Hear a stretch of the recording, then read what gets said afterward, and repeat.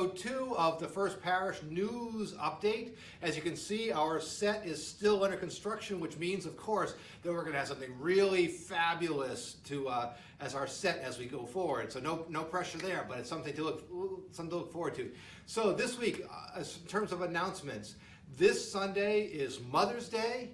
And I am wearing my special Mother's Day outfit. This is a shirt that my mother gave me and a tie that my mother gave me. So in recognition and celebration of my mother, I'm wearing these special things that she gave to me. It's a day that we honor and celebrate our mothers in our lives and all the women figures in our lives. And so it's a wonderful day when we also celebrate the wonderful and divine love that we receive from God. And what does that mean in our lives? So that's something to look forward to for this Sunday. And it's also Blanket Sunday, the day that we as a church lift up the ministry of providing comfort and warmth through the gift of blankets. You'll learn more about it during the service, but each blanket costs just $10, and $10 can buy a shelter for someone, or comfort for someone, or a way to carry supplies for someone. So through Church World Service, we purchase blankets and send them all around the world to meet the needs of those people who are going through a difficult period. So it is Mother's Day coming up. It's also Blanket Sunday this week, so please do join us for that. I've got good news that is on the horizon. The COVID task force just met this morning, and we do have a plan to resume in-person worship. It's coming in a few weeks.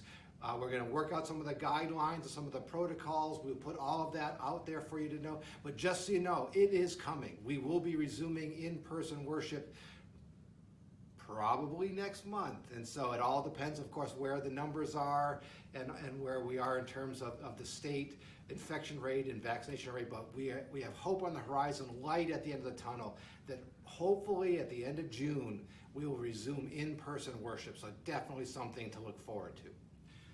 I hope that you have heard or read in the Messenger about a new initiative that we're starting here. We're starting a Pride group here at First Parish Church. The very first meeting of the Pride group is going to be next Saturday, May 15th at 3 o'clock. It is open to all of those who would like to participate, whether you are LGBTQ or allies, but come on down as we begin to form this group, this important ministry here at First Parish Church. Again, that's next Saturday, May 15th, 3 o'clock. And I'm going to end our news update this week on a little bit of a sad note. You may have already heard by now, but about the passing of one of our former senior ministers, Rev Peter Mercer. Peter died on April 25th. Peter Mercer was a significant pastor here in the life of the church. He was the pastor here when the church burned down, and he helped the church really get through the devastation and the loss and make that transition into meeting in a remote location. And he also meant a lot to the church family in their time of need and grieving. And so we do want to offer our sincere condolences to his wife, Ellie, and to his sons and the rest of the family.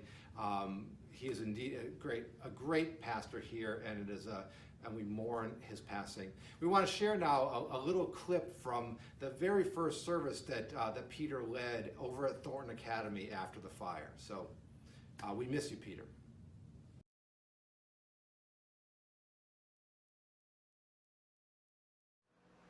But I remember very well that the auditorium was packed, that we stumbled into a very meaningful symbol at the beginning when we brought the cross and the Bible down to set. When we brought that down to be placed on the table in front, really sort of transforming it from an auditorium to a place of sacred space. And I remember that the air was absolutely electric. There were, of course, it was filled with members and friends of the church and with the curious and with everybody. And I remember very well how people responded to what was obvious that we needed to do, in asking folks to look to their right and to their left and to affirm that what they saw was First Parish Church, not what was still smoking down the road.